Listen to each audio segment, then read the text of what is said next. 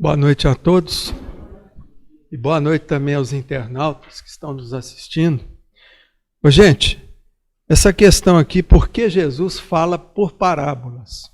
Olha bem, gente, na época, ele sabia que os discípulos que estavam lá com eles iam entender muito bem a mensagem que ele tinha para passar. Mas ele sabia também que a maioria das pessoas, os circunstantes, os populares, iam ter dificuldade para entender por quê. Por causa do nível de conhecimento que tinha na época.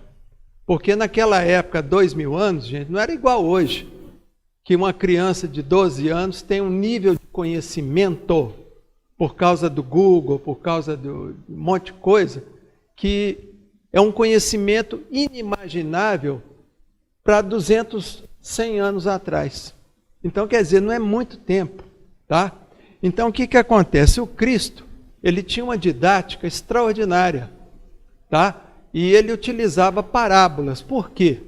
Porque as parábolas contavam histórias com fundo de realidade para aquelas pessoas da época, tá? E a gente sabe hoje que a parábola, assim como a poesia, olha bem, gente, a poesia, tá?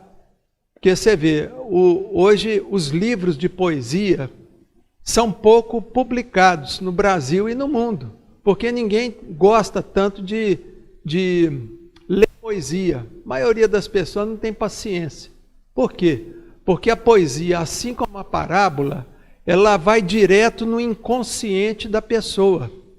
Eu vejo, por exemplo, eu lembro aqui daquele Cornélio Pires. Ele era um poeta, ele era jornalista, e ele escrevia muita poesia, e poesia caipira, tá? Ambientada no ambiente rural da época.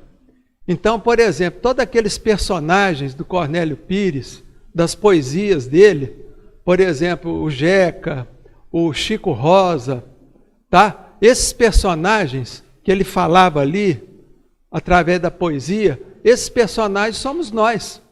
Porque tudo que ele falava na poesia é o que acontece com a gente, tá? E a poesia, ela vai direto no subconsciente da pessoa, tá? É por isso que muita gente fica incomodada em ler uma poesia. Fala, não gosto de poesia, porque poesia não sei porquê, tal, e arruma uma desculpa. Então, a poesia e a parábola também. Então, quer dizer, quando Cristo contava aquelas parábolas, aquilo ali ia direto no inconsciente lá daquelas pessoas que estavam ouvindo ele. E aquilo ali atingia de uma forma que só a gente, estando lá no local, a gente poderia avaliar. Porque devia ser uma coisa maravilhosa escutar o quê? O Cristo, de viva voz. Porque o Cristo, ele atingia lá o âmago, o espírito da pessoa. Então eu imagino a beleza que era escutar Jesus pessoalmente, tá? E quem sabe algum dia a gente possa escutar isso através de filmagens, lá no plano espiritual. Mas essa questão aqui da candeia, como a Wanda falou, tá? A palavra de ordem aqui nesse versículo aqui de Jesus é compartilhamento. É o que a gente tem que fazer. É aprender e sempre que aprender alguma coisa, poder compartilhar com as pessoas, tá? Porque a pessoa que tem o entendimento da doutrina, o entendimento do evangelho, e não passa isso adiante, ela é como se fosse uma candeia que foi colocada debaixo de um alqueire. Quer dizer, é a mesma coisa você pegar a lamparina, vocês lembram de uma lamparina antigamente, com querosene? O pessoal usava óleo diesel também, né, para pôr ali dentro da lamparina, soltar aquela fumaçona preta, sujava o teto lá do barraco. Então, quer dizer, é a mesma coisa você pegar uma lamparina e querer colocar debaixo o quê? De uma cesta, de um negócio para tampar, para abafar.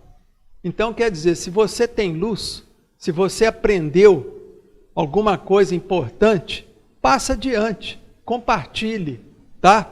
Mas compartilhar é o quê? Coisa boa, não é porcariada que a gente vê aí na internet e fica repassando aquilo ali, ó, indefinidamente.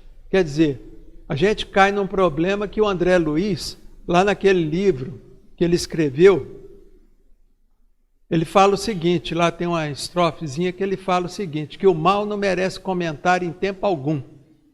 Tá? Então, quer dizer, se a gente comenta o mal, passa adiante, compartilha o mal, nós estamos fazendo serviço de quem? Do Cristo ou dos inimigos e opositores do Cristo? Dos opositores do Cristo, que a gente chama de trevas.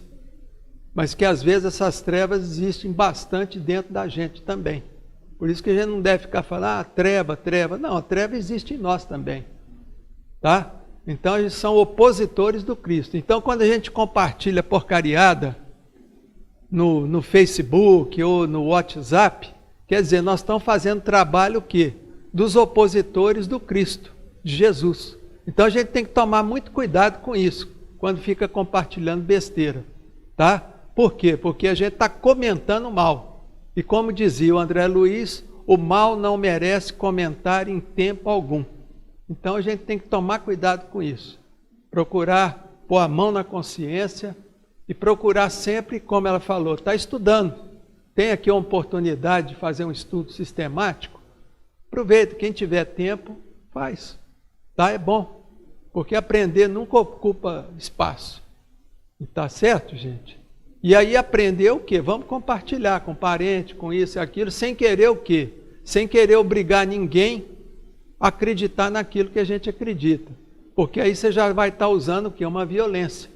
Tá? Porque tem gente que aprende uma coisa na religião e quer ficar enfiando na cabeça de todo mundo que está ali em redor. E as pessoas, e isso faz um efeito contrário. Tá certo? Então tem que ser tudo espontâneo. Tá? Aprendeu, compartilha. Quem quiser ver, que veja. Tá bom? Então, muita paz a todos e boa semana aí.